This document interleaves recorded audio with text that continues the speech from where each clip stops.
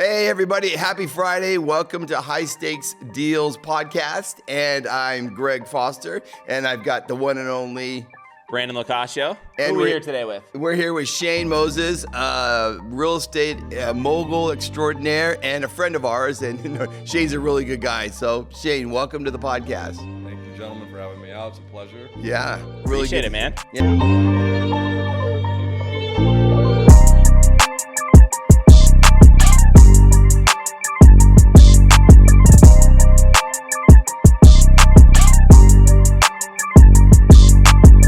Yeah, and listen, I was just gonna go right in and ask Shane a real good question. Let me, Shane, what's the meaning of life, and and why are we here? That. Yeah, okay, go ahead. Yeah, we can have a little spiritual and still talk about making go money for it, too, Shane.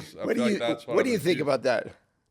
It's a good question. I think the meaning of life, for me, I'll define it. I think it's having purposeful connections with human beings like yourselves, and we'll get into how we met and all that. Yeah. Helping other people, being there for the people that were there for me, because life's turbulent. Not everything looks like success on the outside. We all have our own dark forest behind sometimes. Right. Not forgetting where you came from. And ultimately, like, trying to leave this world a little bit better than when I came into it. Very nice, Shane. Wow. I don't even think I could add anything to that. I No, mean, you it was did. spot on. I mean, no, it was great. No, it is very good. No, but Shane, you know what that does? It just creates great karma. Like, you throw that kind of energy out in the world, that shit's coming back to you tenfold. So, But the truth is, like, if you unpack, listen, we live in Los Angeles, which is checkered with the legislation and stuff, but like, we live a very good life in comparison to, like, I have family in the Middle East right now, you know what I mean? That are like in wars and what part of stuff the Middle over East? religion, you know? Like, yeah. And it's like, we take a lot of things we have for granted. That being said, that's the human condition, but that's like what we talked about before we started, is like, there's always the challenges in life, but like how we perceive those challenges dictates our attitude, and our attitude likely dictates how successful we'll be. Do you think a lot of people spend too much time playing the victim? I did it for 10 years. Yeah. Like, it's their fault. It's that person's fault. They wronged me. This deal didn't go the way I wanted. The market sucks, so I can't sell a house. Yeah, and we all suffer from it. To say that I'm not immune, especially in the real estate sector that we're in. It's high pressure deals. It's lots of money Things flying fall around apart all the time. But there's a sense of agency and taking extreme responsibility for everything that's ever, again, life is life, but there's agency in taking responsibility for the circumstances that I'm currently in. Yeah. And when I do that, then I can start assessing and diagnosing and figuring out, okay, not everything is a loss, it's a lesson, right? Right. And like, how do we, okay, so now we regroup and we attack it in a different angle. Yeah. And like, I'm still here. I like to say that I play with house money, man. Yeah. Like, how could I have bad days? Yeah. We have a $20 million listing on the beach right now. Like, how bad Shane, is really tell like? us about that Let's deal. dive into that one. Yeah, exactly. Let's Well, by the way, before we do real quick, so how long have you been in real estate? So I'm originally from Texas. I moved out here in, I think, May of 2015. And then I got my license because I was watching $1 Million Listing. And I'm like, yo, nothing, like, props to all those guys. I respect the hustle. Yeah. But like, if these guys can do it, like, I think I have the look and the gift of gab, and I'm tenacious, and I hustled jewelry 100%. before in my past occupation, family business. Yeah. I was like, I can do this. Yeah.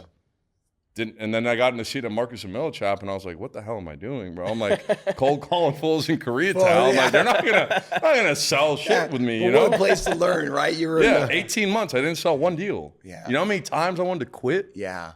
And by the way, so you're at Marcus Millichap. You just started. Obviously, there's your commission only, I assume, or maybe some type of small draw to be there. Or something. No draw. Commission only. Just living straight on commission savings. only. Living on savings. You're just banging away on the phones every day. I mean, that's a tough thing. People don't realize that unless but you they've know done what it, though, Brendan? You have to learn in the fire. I'm so glad I You have did. to learn in the fire. If you take a slow roll, you get on a mentorship and you get a little draw and you did little this. Shane went right to the front battlegrounds. And Shane, you were full time? Yeah. Okay, so here's a quick question for you guys, because we all know people that like dip their toe into real estate, right? Yep. Can it be done part-time? This whole elusive thing of like, maybe I'll do part-time, I'll sell a couple of houses, and then I can actually like get into it full-time. Does that ever really happen? Or do you have to really commit? I'm just going to say, I think it can, but it just depends on the level of success you want. Right. Yeah, I mean, to answer your question, to kind of unpack it a little bit, my gift and curse is throughout my life, things have come very easily to me. Yeah. You know, like they just have. And not because I come from extreme resources, but because I show up with a deportment of people want to be around me. They like me. I'm smart. Yeah. I'm tenacious when I need to be. I'm a straight shooter. That being said, when I didn't have that success instantly in real estate, which you don't. Yep. Like everybody sees the TV shows and they're like, oh my God, but like the blood, sweat, and tears that went in to even get to that They point. never show that. All the deals that fell apart at the last Yeah. minute, all the times you drove around like an idiot took me 18 months, bro. All the personalities that you deal. have to deal with, Shane. All the different personalities that you have to deal with. You know, the office I would say it's more so. I've realized now at 37, it's just me versus me. Yeah, 100%. Shane. I love that. I'm going to give him one of these. Me versus me. That's a Shane, song, too. I know there's a song. Listen, Money bag, yo. I love that song, dude. Right. I get down on Well, that is this jam, a bro. rap song? Cue or it up, something? man. It is. Well, yeah, we'll play it later. But yeah. no, but Shane, I applaud that thinking. Like, that's beautiful. Because, so look, how we met, so the viewers know, like I had a listing. I was sitting I was actually at my cousin's house during COVID. He moved to a different property they own. So I was sitting at 4th and Marine, kind of by the water, living around, enjoying life, not really doing anything, because I think we were actually coming out of COVID at that time. We were, I think so, yeah. One of my very close friends and best clients called me and said, hey, I got an RTI site in Winnetka. I need you to sell it. I'm like, dude, I don't know anything about land. He's like, great. I didn't know anything about entitling it. You're going to sell it.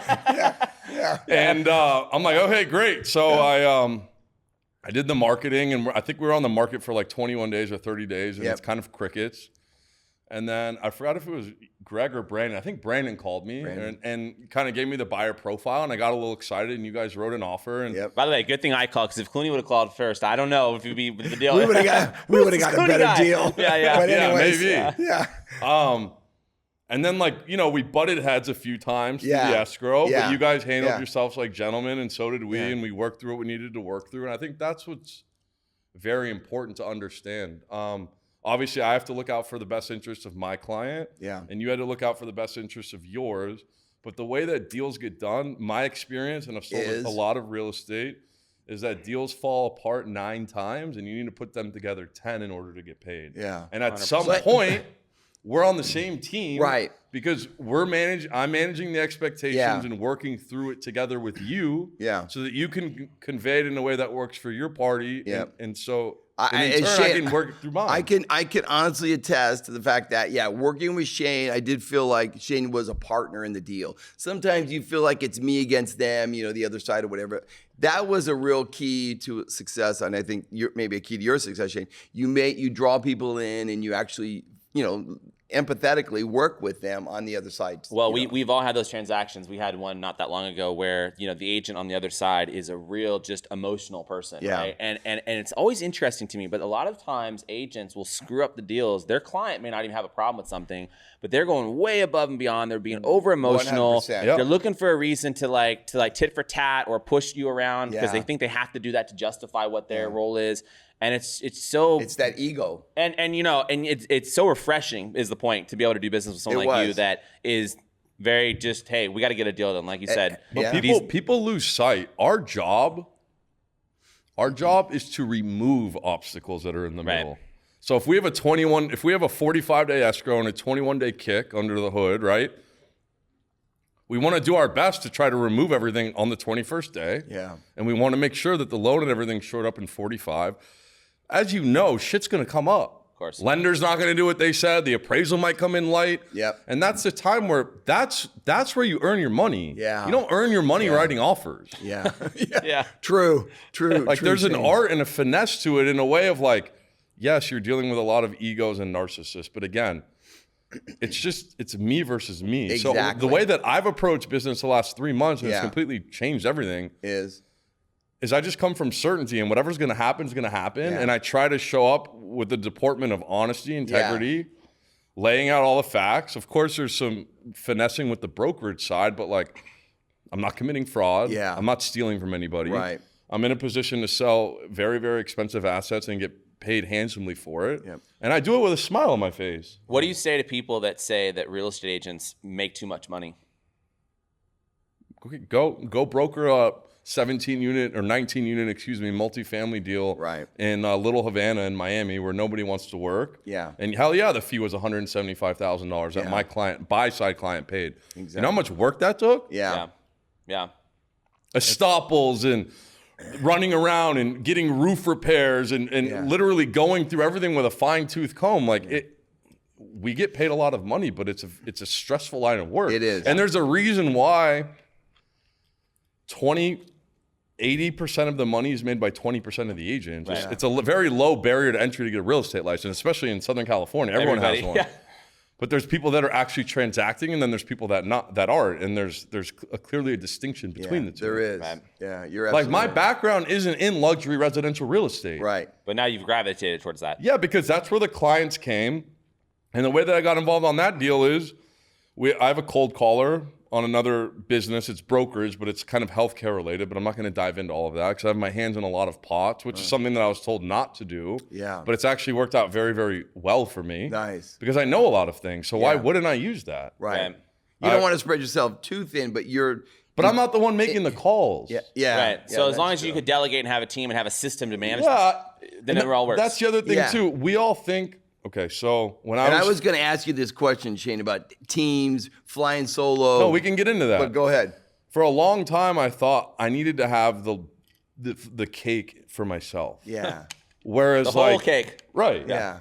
Whereas and the deals would come. However, when I started partnering up and delegating things and maybe getting a smaller piece of a bigger pie, I finally realized the universe, I believe, loves momentum. So when we have a bunch of people working on something simultaneously, more deals happen. That's right. I can't do everything. Deals beget deals. Right. And I'm very good at client facing and working through problems that arise throughout transactions. As opposed to working on one big deal yourself and takes forever, and who knows, it still could fall apart. But right now I have 7 deals going on. I totally agree, Shane. Some of them are solely mine. Yeah. Some of them are a third mine. Right. Some of them are half mine, but they're all lines in the water. Right. And as we know in this business, your check is likely another 30, 60, 90 days out from you. Right. Of course. And so whatever you're not doing today is just going to delay that process. Right. And everything, I would say maybe 15% of the deals, everyone acted like a gentleman and you could close it in your sleep. But most of the time, it's not the case, bro. Right. You're like holding your breath. Even when escrow says wires are in, I'm holding my breath till that shit says it's recorded. You know what I mean? Literally. Shane is really laying down some truths today. I love it, Shane. If you've ever been in the trenches as a real estate agent or broker, you understand exactly what he's saying right now. Yeah, it's like, 100%. Yeah. And really, more so once the wire clears, then it's like, okay, we're good. You know what I mean? Did I mess up a number, the escrow, whatever? Why do I have so much gray hair, Shane? I'm waiting for escrow to close. So I'm sure there's a lot of people that are listening that are in real estate also, and they're probably wondering, how do I go from working with clients on, say, $1 million transactions or $800,000 transactions to start breaking into that luxury barrier? Because that one, you got to get invited to, for example, you got to get invited to a listing appointment that size, right? That's hard to do. 2, when you get there, you're going to have to compete with a whole different caliber of brokers and agents that are showing up to $20 million listings. Right. Versus, just someone who's competing to get $800,000 listing. Like, what does it take really? And walk us through kind of starting to break into that market. So, very good question. Number one, I've been very fortunate. And it's like, again, when you're hearing me speak, it's like, oh, like, fuck that guy, oh, he has it so easy. Like, again, 18 months, I didn't sell anything. Right. I used to, call my mom, who's, my rock, and, I can't do this. Just, She's sobbing no, on the phone. you're Shane, going to be come fine. home, Shane. Shane, come home. Come back to Texas. Eating top ramen noodles and, exactly. Doing whatever you got to do. Yeah. But it's, number one, how you carry yourself. Yep. Number 2, I've done enough good business to now my phone only rings with referrals. I don't cold call. Nice. I haven't cold called in 3 years. Nice. I'm not saying it's not important. Of course. But I have people on my team that I've trained, that I've spent hours and hours with them, listening to calls, getting on calls with them, teaching them. I'm not here to hoard. Like I said, it's me versus me. And just because if you guys were to sell $100 million tomorrow, I'd be so happy for you. Yeah. But I used to come from a limited mindset of because Brandon and Greg sold that, now I have less. Yeah. Right. That's not true. Right. And so I think it's the self-talk that you have with yourself, the way that you carry yourself, the way that you dress. Yeah. I also know my stuff. Yeah. Know it well. Yeah. So whereas like when I was on that call for the listing, I'm competing against two of the biggest agents in LA who like teamed up. They were already together, and then it was me. Wow. Josh Altman or something. No, it was Todd Woe, who's a seasoned broker. He's been doing it for like he owns Premier Estates. What about Hildebrand or something, since it was Malibu? Cortazzo wanted it. Kurt Rappaport wanted the listing. Yeah. I wasn't on the call with He them. might be one of the biggest agents like in the world. Yeah, right. Yeah. And like our client, who I really admire and really really like him, was torn between like, what do I do? And I was at a lunch with him, and I said, well, listen, you're gonna pay a 4% fee irregardless. Right. If you're comfortable with me and you're comfortable with them, then why don't we just co-list it? I'm here to be in service of you. Right. It's not to rip the full fee. Right. Yeah. Like, that's not how this deal's going to get done. Nice. And I said, you don't even need to answer me right now. Just sleep on it. Yeah. It's your call. I'm good either way. And the next day I had an invitation for a call with the two other brokers. And when we got on the call, it was like 3 lions in a cage. And then the seller, like, we don't need him. And I'm like, I don't necessarily need them either. You know, it was like stalling off because like they've never worked with me. Yeah. I've never worked with them. Right. Then there was a moment kind of where it's just like, okay, are we done now?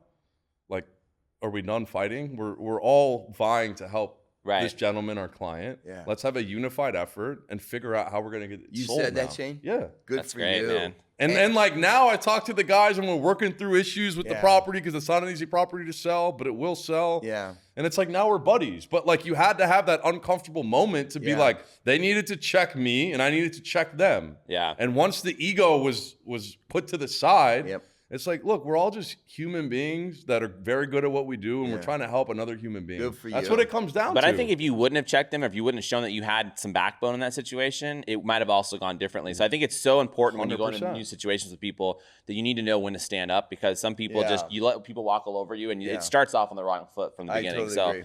you know, in this business, people are always going to take what you give them. 100%. Especially when we're transacting on $5, $7, $10, $20 million transactions and properties. I mean, they're astute.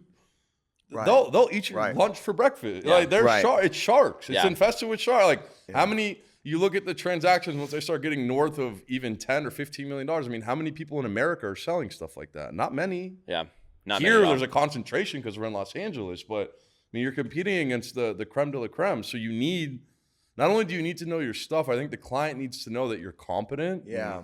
You're trustworthy. Yeah. And at the end of the day, they just want to know that you're going to be in the foxhole with them. Yeah. Like, I'm with you. Yeah. I will protect you. That you care. It's not just right. And I'm going to get you. This is the Marcus Millichap adage. I'm going to get you the highest price. Yeah.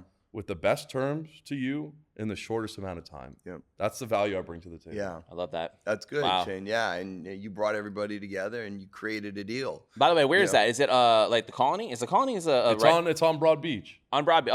Okay. What west side of Malibu, 31454 Broad Beach. If you have a buyer, 2% fee. 2% fee. I know that they like hit those on the MLS. We're paying 2%. Let's go. Shane's announcing it's a $12 million listing. No, it's excuse me. I don't know. That one was 21.8. We just reduced it to 19,750,000. Yeah, I was thinking of something else. Yeah, okay. So you're basically caught around 20. Okay, so 2% fee. Someone's getting a $400,000. Yeah, man. We're happy to pay it. Yeah, Ooh, you heard the man. Yeah. You heard the man. I'm going to go to my Rolodex. If I don't see Greg for a week, he'll be down at rollerblading in Malibu passing out flyers or something. For Shane, yeah.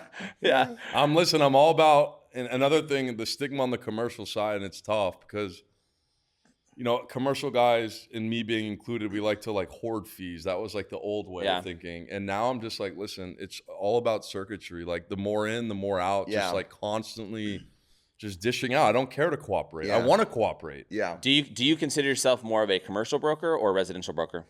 No, I sell more investments, but now it's been, you know, I was in the process of working on a house south of the boulevard in Encino, working on a house right now, potentially in Ventura County over in Camarillo, another one in the Santa Clarita area. There's a new construction home that I'm likely going to be co-listing with one of the biggest residential teams in Los Angeles, new construction build in the Hollywood Hills.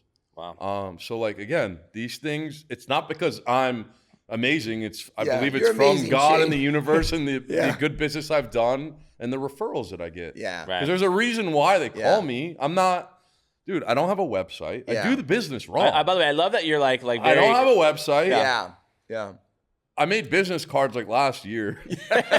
And how many did you carry them around or no? I have some in my car. We never And had like I business don't have cards. a I bought the domain, but like I don't have a website up. Like there's things that I need help with because operationally I'm not the best. However, I have a team now that handles the ops. Oh, okay. I have a transaction coordinator because I don't like pushing paperwork. I'm worried what if I don't send the right disclosure? Like that just gives me anxiety as opposed to sitting in front of someone for a $20 million do what listing. you do best. Right. Yeah. And delegate. A lot of that stuff is window dressing too. Like business cards are a perfect example, or some of the things that like people are like feel like they have to do as a realtor. And I feel like a lot of that stuff is just kind of for show, and that's fine. You know, people want to do stuff. But like the cards, listen, if you give me your business card today, I'm probably going to lose it in about 5 minutes. You know, it's going to end up somewhere. I mean, now if I take a picture of it or we just text each other, exchange info, that's great. But yeah, I never have a card either. I'm like, listen, I mean, if deals are going to happen, they're going to happen. If you meet and connect with somebody, you're going to remember his name and number. You know, some of the other stuff is fluff. You're right. I think it really comes down to also is the desire.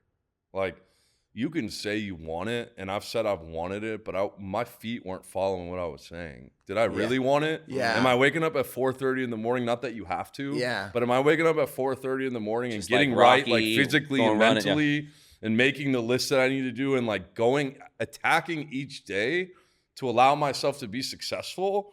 Or am I just like sliding into the office at Keller Williams commercial because I was there too, a little bit late. I didn't get my coffee.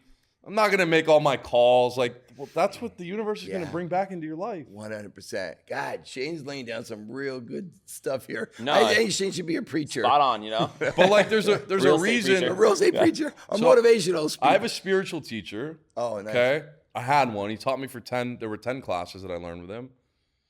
And this was a guy for 20 years that all he did was teach, like, this spiritual wisdom, right? I'm not going to get into what it is, but if you want, you can get the info later.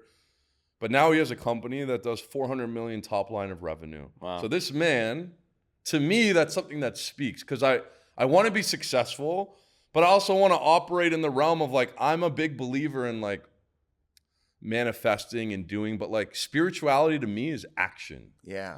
Yeah. I don't sit on my knees and pray for 7 hours. I'm like in action. Yeah. Do I need to pray? Do I need to meditate? I have a ton of mentors. If I don't know something in business, I'm the first one to pick up a call. Hey, sorry to bother you, man. How do I do this? Good for you. By the way, the mentor thing, I love that. We just got back from Houston. We were mentoring with somebody out there. This guy owns 5,000 apartment units, Robert Martinez. We did a show on this that I think just dropped today. But we've become huge fans of seeking mentorship. Have to. And I think the old Brandon and the old Greg was just like, no, we're not going to spend the money. We're not going to make that investment. What does that guy really know? We're not going to get on the plane. We're not going to get on the call. We're going to try to figure everything out ourselves, right? We're the entrepreneur. We'll get to the answer. And I think a lot of people do themselves a disservice for having that attitude too long, because there's so many. It goes back to not having that like scarcity mentality, looking at everybody else as your competition. There's so many great people that can mentor you on things and help you get further faster, or maybe avoid some of the landmines that they had to go through. I'm a huge believer in mentorship. 100%. Yeah. People need to have their own experience. I sure did, right? And it's only through pain and suffering that I grow. Yeah. And I think that humans grow invariably in anything, not just business. It can be in relationships. It can be your attachment to food, how you see yourself, like whatever, man. Like we're all just dropped on this rock one day and being like, hey, go to school and like you want money and to have a family, but like there's no direction, dude. Exactly. You know what I mean? Yeah. There's girls, there's alcohol, there's a bunch of stuff out there, man. Yeah. And a lot of distractions. Yeah. And what I've also learned was with some of the most successful people I've sat with, they almost love to teach and be around and talk shop. Yeah. They've already made it. Yeah. You could tell because they're passionate about it. They're passionate about it. That just comes off. And they want to teach others. I would, listen, if I was an expert at something, Are you going to be someday? Someday. I would love to teach. I would love to, help somebody come along. So I think it's a great thing. You pass this on. But you have to ask. Like, yes. It's almost like the old adage, like you want the business so much, but like you don't even ask for it. You don't even ask for it. Right. That's true. Like you're sitting with someone that has all this real estate and you're like, your ego or the fear of like and then when you unpack it, it's silly. But again, I'm speaking from my own experience. I'm not like speaking from a Time magazine that I read. Yeah. But like the questions that I wouldn't ask were fear-based. And then what's the fear? They tell me no. And then what does that mean? I'm not good enough, or I'm not qualified enough. Maybe the guy's just not ready to do it right now. And maybe 6 months later he will be. Yeah. But if you don't ask for it, you're breaking it down in your head, and you're overcoming the fear because it's just nonsensical. I shouldn't even have that fear. Right. But like, you just have to unpack it. What's really the fear? They're going to say no, but what does that mean? Right. Does it mean that I'm less of a man? Does it mean that I'm not capable? No, it's hundreds of millions of pulls dollars. out a little white glove and slaps you with it. How dare you ask me that? He asked you for a sold duel. hundreds and hundreds of millions of dollars of real estate. I know what I'm doing. No, Shane, I'm telling you, I love that. That's great, positive. It's really good introspection on yourself. I mean, you're just breaking down that all of these things are grow or die, my man. Yeah. What about Zoom? Do you do a lot of things over Zoom and conference? Do you prefer to get face to face with people? Shane doesn't do biz? Zoom. It's funny though, because I've been closing again. So I have my hands in a couple different jars. One of my friends that I cut my teeth with, one of my best friends and business partners, actually lives in Florida now. We were cutting our teeth together at Marcus and Millichap, and he used to sell retail strip centers. Now he's one of the largest in the country, nationwide, vet and dental, real estate, and practice sales brokers in the country. Wow. So he not only sells the real estate, but he sells the business. Business as well. Wow. So I have a niche in healthcare, because a lot of my friends run and operate healthcare businesses, and they need to operate out of real estate. Yeah. So I figured that out the last few years, and we set up a company where we have an amazing young woman that calls and gets me on the phone, and they're all through Ring Central, because I'm talking to people in Pennsylvania, Florida, New York, and we're proficient enough now to we just got the go-ahead on north of a $20 million deal at a very large fee, and we're funneling these to private equity and to other vetted business owners in those spaces. But again, we have a whole team of researchers on the back end. Yeah. We literally have people calling all day long. Yeah. And I don't have the time to do that in my life. But when I get on the phone with a seller, I know my stuff. Exactly. I'm sharp. I have the sold transactions. Like I just sold a business in Thousand Oaks last week. And then we did a sale leaseback for the home. Oh, wow. So, real estate's a big component of it. But again, I can't do it without them. Yeah. So I'll split the pie with them. Yeah. And it's all good. Team. Yeah, because again, go back to what you said. You could sit here and do one thing and try to keep the whole pie, or you can keep the momentum going and move. I just have too much ADHD to just call mid-city apartment buildings and 90019. Hey, Shane, we all got that John, one. I just sold this building, and I didn't really sell it. It was my senior, but can I give you a rent survey? I did that shit for 18 months. I hated it. And it resulted in not really having sales because that's not my personality. Right. I need to be out there shaking hands, making kissing moves. babies. Yeah, man. Yeah. So where do you think the market's going? Interest rates, values. A lot of clouds out there, man. Lot of clouds. do you But think the election? But Shane, you feel interest rates are headed? They've already reduced. Well, they've dropped a little bit, but my concern, I think, and I don't have a crystal ball. Right. But for example, let's talk about the syndication deal that I have in the hopper, because that's a real break it down. one. Yeah. So what are you guys buying? You got something it's in escrow? Yeah, 17 units on Pickford, 90019, which is a great mid-city address. So SB 1211 just passed. It was a state level. Gavin Newsom signed it in. And essentially what it means is, in layman's terms, is you can now increase the density of ADUs on multifamily zone land. And why they're doing that is because there's such an affordability issue in California, A, and B, because of all the red tape to develop something. Right. I'm bringing to market next week 88 unit vested ED1 100% affordable development site. Oh, okay. Wow. But that's not going to be online, and the permits are fast tracked, etc.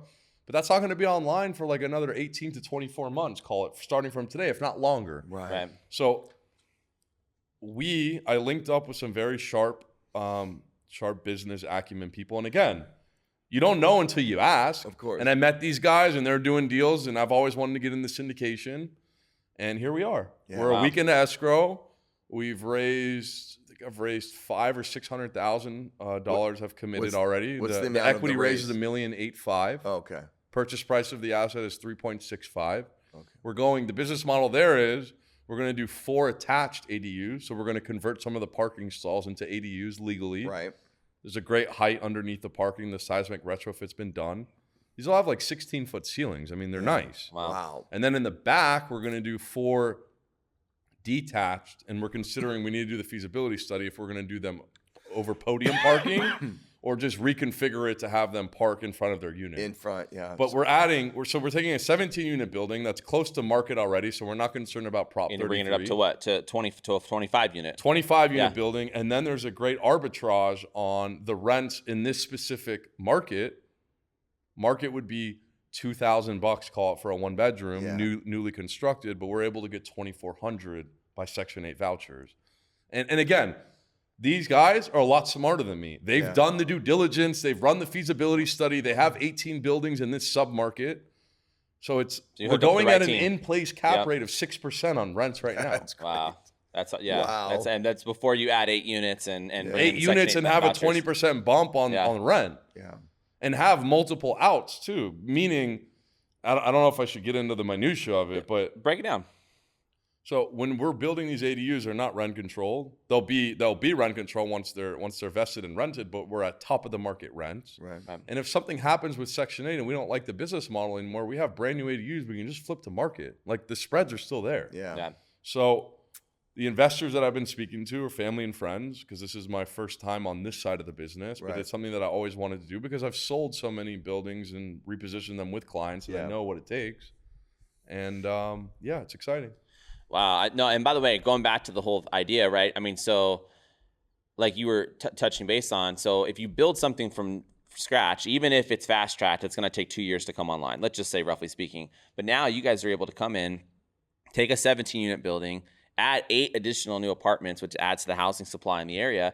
And I love the fact that you're going Section 8, because Section 8 is a fantastic program for people. Effectively, it's a county program. No, this is actually federal. So we it's federal section. Yeah, this is above California. Wow. Okay. You get your money from the United States government. Wow. So let's talk about for people that don't know Section 8. So Section 8, so the government's going to basically pay a big portion of these people's rent every month. Correct. There's a voucher program, right? Sometimes it's 100%, sometimes it's 80% or whatever. Exactly. So if somebody's paying $2,400 to rent there and they're on Section 8, they're either getting that all covered, or maybe they pay like $400 and the government's paying $2,000. Right. But so now it's great for them because they have somewhere to live and they got this voucher program. And it's great for you because 100% or 80-90% of your rents are coming in like from day one, a wire from the U.S. government, just clean. And then you're just obviously collecting the difference on whatever the tenants are paying for their small portion. Correct. But they don't want to mess it up either because they're getting such a great deal. They have a lottery ticket, so they're going to pay their $400 share. They're going to keep the place clean. See, I think a lot of people think that Section 8 government-assisted people getting, their assistance for the rent. There's a bad connotation. Yeah, they're going to beat up the property, and it's going to be all run down. But I think a lot of people know if they screw up their Section 8 voucher, they're out of the program. That's a bad thing. That's a very good point. There is people that will always take advantage, and they'll just be trashy. But I think a majority of generally speaking, though, 100%. It's a very durable business model. Yeah, and they had to shut down the voucher acceptance because so many people were applying. They're so backlogged. Oh, I'm sure. And so, listen, there's pros and cons to everything. And we have the guys that I'm partnering with. We have an in-place property manager. She came from a Section 8 portfolio of 3,000 units. She's very up to date with the codes and dealing with the tenants and the screening processes. And you still screen Section 8 like you would a regular tenant. Mm-hmm. You speak to them. I mean, they can come to the property. Yeah. There's a lot of things to further insulate or mitigate risks that could happen. Right. But again, like there's risks in everything. Everything. And on the syndication portion of it, the name of the game is you're up against time to execute the business model. Of course. And the reason why it's taken me so long to get into syndication was fear-based. Yeah. Because I would rather crash and burn my own money because I know that I can make more of it than go out there and potentially take other people's money and they're risk trusting it. you with it. My family, my friends, even my clients are like, "Oh, you're doing this now?" And it's like we have a conversation. I'm doing brokerage still, but I have a very sharp team around me. It's all related. So what got you over that fear of losing other people's money? Is it because you're now partnered with the right guys and you're confident in not only the deal, but yourself the deal itself fundamentally works. Yeah. I mean, it's going in 6 cap. It's $215 a door. It's lower price per per foot, and we're adding 8 units. Right. And the 8 units is by right. It's not like, oh, we have to go to neighborhood council. Like, you're legally allowed to do it now. Yeah. So if we're adding 8 units, also, they close on a building in May that they've already 50% turned. Wow. And they were turning units in 2 months. Renovation to lease with Section 8. That's incredibly fast. Cool. Yeah, very fast. As opposed to market tenant, there's so much supply out there. And then you have to think about it like this too. When you're bringing new construction units up to someone that's potentially holding a Section 8 voucher, they're much likely going to gravitate towards that because nobody's ever lived there. It's brand new. Right. Of course. Yeah. Versus. It might be a little weird because it's an ADU, but still, at the end of the day, it's a brand new one-bedroom unit. Yeah. I assume it's gonna have granite. It's gonna have all the quartz finishes or whatever. when you walk in LVP. It's gonna look like a beautiful. Yeah. Correct. I mean, we have to do, we might have to bring more power and all of that, but we'll suss it out. But the deal fundamentally is strong. What's the plan, Shane? Are you going to hold it? The plan, or there's no plan? Just No. There's definitely a plan. Once they're built and stabilized, we will refinance the property. Which likely, if things stay where they're at today, hypothetically, because I don't know what the future is going to hold. Mm-hmm. If rates drop, great. We have a bump there. We'll likely, after they're rented out, then we'll recapitalize the deal via a refinance. The building is much healthier NOI-wise. Right. We're always defending return NOI. a bunch of capital to the investors and return sit on 50, the deal. 60%. Yeah. And now the building's typical spitting model. out 21% a year. 100%. Or 18% a year. Or we sell it. Maybe the market goes down and we bought a 6 cap deal and we're operating now at an 8.5 or a 9 with the better units, and we sell it at a 4.5. Yeah. I mean, I don't know, but we have a bunch of different exits. Options. So now that you got the syndication bug, you think you're going to be doing more syndications and really lean into this side of the business, depending on how this one goes? Yeah, I mean, I've always wanted to. I think brokerage right now, I mean, it's interesting. So I was talking to someone, they're like, yeah, you have a golden cage, which is like, you're very good at what you do. Yeah. You're passionate about real estate syndication because that's where the wealth building is. Yep.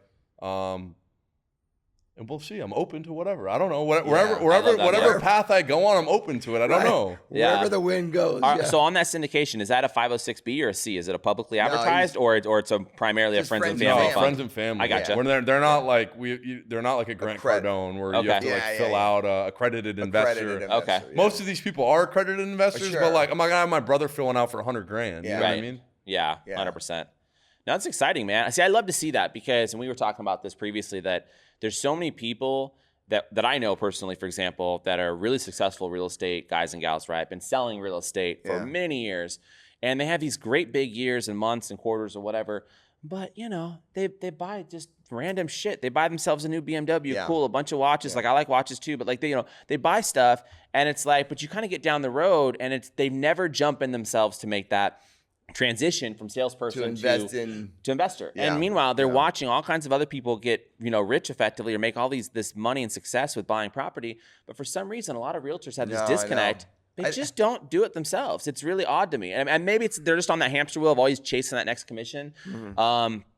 But I'm always happy to see people that, I mean, again, you've been on the investment side for a while anyway, but that start making that leap into like, hey, I'm going to really start acting like a principal and building this myself. Yeah. Because to me, I feel like that, like we did that 4 years ago, and it's totally changed our whole trajectory. It's amazing what you guys have done. Yeah. I mean, being able to appreciate that, man. I mean, we have 53 doors right now. We're working on a big 50 unit. So, we'll knock on wood on that one, but we'll be over 100 doors here very soon. And, so we're still very small if you look at the big picture of how many units people own, but even just that little momentum on getting some deals under our belt, we wake up a little differently every day. It's like, we still got to go hustle and get a commission and do some other things. So we got other business ventures, but we know we got 53 doors up there just working just every month. That's okay. It's working. In the background, it's Shane, just working. You take it from here and you put it in here. And that way in 15 years from now, you can decide if you want to work or not. 100%. It's better to be that than 52 and an all-star broker and like you got,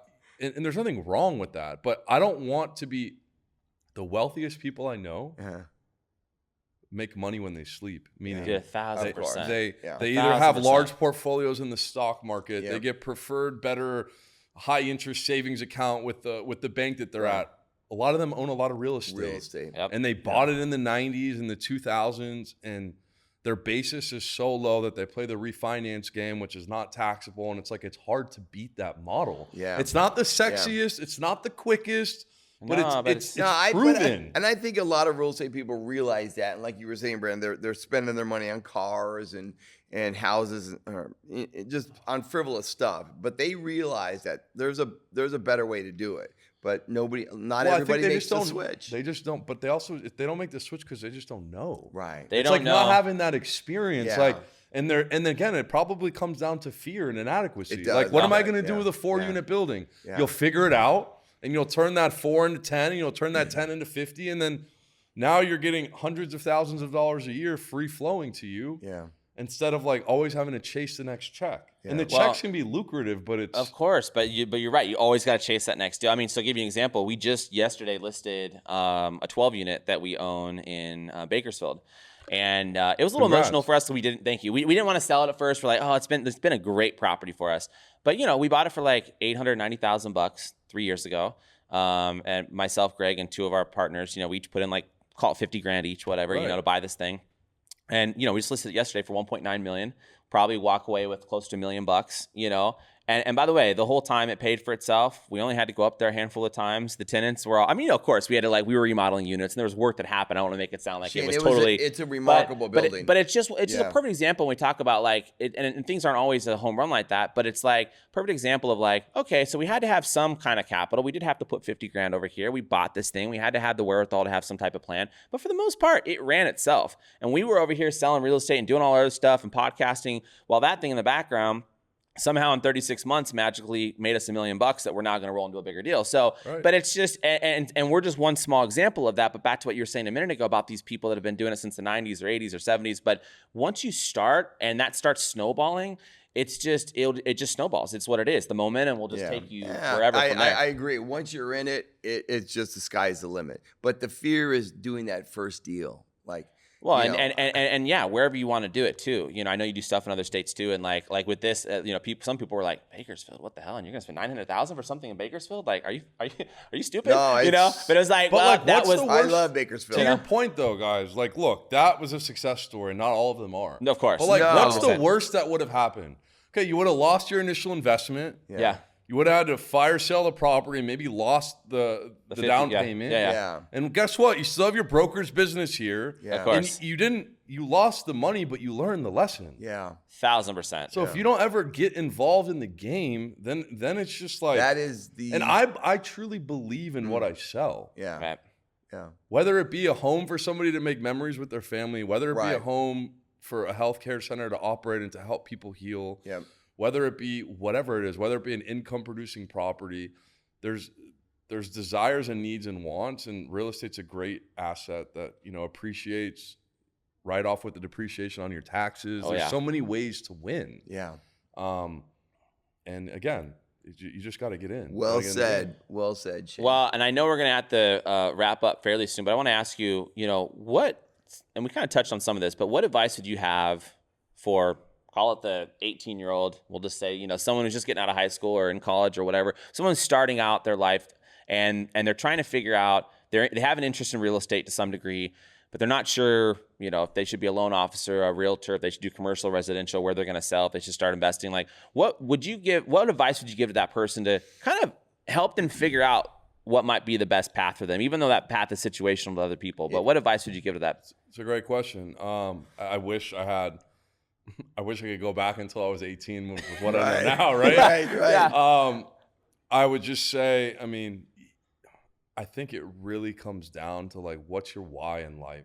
And you're not going to know that when you're 18, right? It's kind of a loaded answer. That is true. I'm not sure we know it at 37. Correct. Yeah, But yeah, Greg yeah, might I know it. I don't know it. Greg doesn't. Yeah, Yeah. I'm but I waiting for think the answer. I'm a lot closer to it now than I was at 18. Right. Like I'm like tumbleweed in the wind. Like, let's do this, let's do that. So my point is, if you want to get into real estate, I would learn as much as you possibly can. There's no excuse. I think Elon Musk said this. If you want to learn something today, there's literally no excuse why you can't. Yeah. Google, ChatGPT, blah, blah, blah. There's so every much podcast, every YouTube, information yeah. out there that you can readily get and access and learn to see if it's something that you want to get into. And that's where I would start, and just know there's no Right or wrong. cheating. No, but there's no cheating the grind. What we're in it's a grind in the beginning. Yeah. I moved out here. I didn't know really anybody. Yeah. I didn't know what a price per square foot. I didn't know how to calculate a damn cap rate, right? But if you can want to live and breathe and can see yourself wanting to own and operate and learn the business, there's no better time to do it than now. When you suggest, Shane, to get maybe with a mentor, like you started in the markets or a team, and like or, I applaud that. Like 100%, you need that. Yeah, I think. But like a mentorship that maybe a small single office, real estate office that a guy's grinding. So let me tell you. I'll tell you a story. Do we have time for a quick? Yeah, we got a few minutes. We're good. Yeah. Okay, so I was cutting my teeth at Keller Williams commercial. I left with a team from Marcus, and we went there because the splits were better. And actually, the person that I left with was giving me more attention and love than like my seniors were, because everyone's busy with their own stuff. No knock to them. You know what I mean? You said you left M&M, you left Marcus Millichap and went to Keller Williams? Or the opposite? No. I was at M&M for about a year and a half. Okay, that's what I thought. And then you went I left with a few people from Marcus to go to Keller Commercial. Yeah, we all left together and started our own team. There was a gentleman that always walked by, and I'd never really spoken to him. Yeah. And I'd be there on like Saturday, and he would come in. Finally, I just like talked to him. He was taking his son to a football game. He's kind of like a mentor. He's a very good friend of mine. Mm-hmm. But the guy cut his teeth in the exact position I did. Mm-hmm. He owns 300 or 400 doors now. Wow. He lives a great life. He's a family man. He's well respected. He's savvy with business. Mm-hmm. But he was like my hope and inspiration of like, if he can do it, and he was like, oh yeah, you definitely can do it. Yeah, I was in your chair. Yeah. And back to your point, instead of buying the watches and the cars and everything, I would invest into a deal. Yeah. I'd buy a deal. Yeah. I would take the money and I'd buy a deal. And now those buildings are worth a ton of money. Yeah. Now you can buy. Yeah, now you can waste money once in a while if you want. Yeah. Life happens like this. Yep. So I was fortunate enough to run into somebody that gave me hope when I didn't really have any. Yeah. And if you can find people like that, if you find people that fill your cup up and don't drain you, gravitate and stay toward those people. Wow. That's my real suggestion. That's a real good advice, Shane. I like that a lot. Yeah. Man, well said.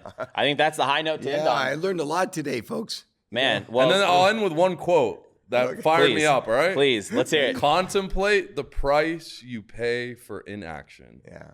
Wow. So you're saying, wow, I'm not even going to follow up on that. Yeah, that's a great quote. No, but by the way, I will follow up. That's, so true because so many people sit there, paralysis by analysis, or now I'm not going to start, or back to the fear of rejection or whatever. But you're right. If you really quantify what that's costing you in the big picture, wow. You don't even know. Take action. Man. Yeah. Well, listen, Shane, thanks for coming on.